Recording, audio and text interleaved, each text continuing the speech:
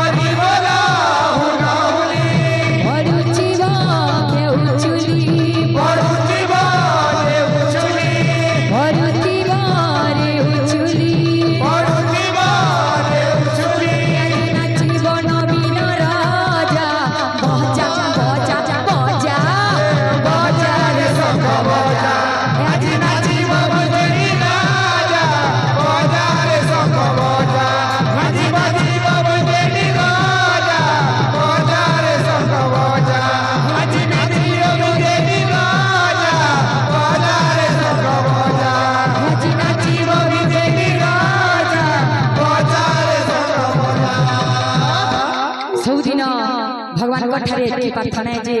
ई शंख बाजू आउ समस्त ओडिसावासी को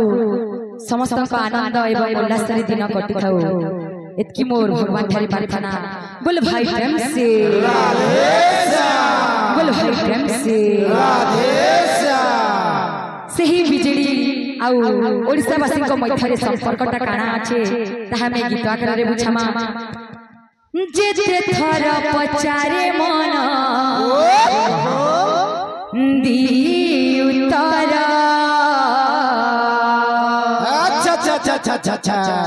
जेते थर पचारे मन दी उतर ये संपर्क हृदय ये संपर्क हृदय ये संपर्क हृदय ये संपर्क हृदय जेते थर पचारे मन दी उतर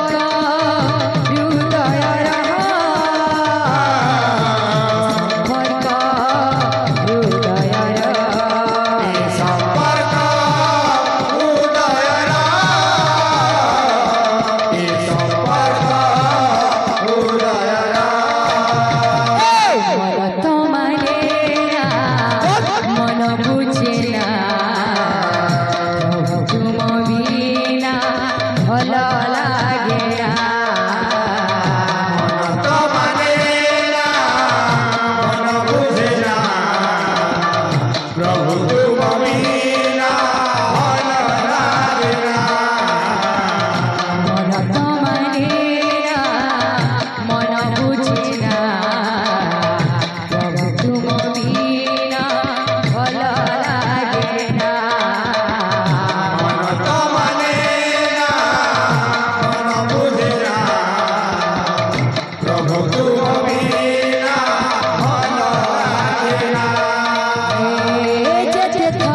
पचारे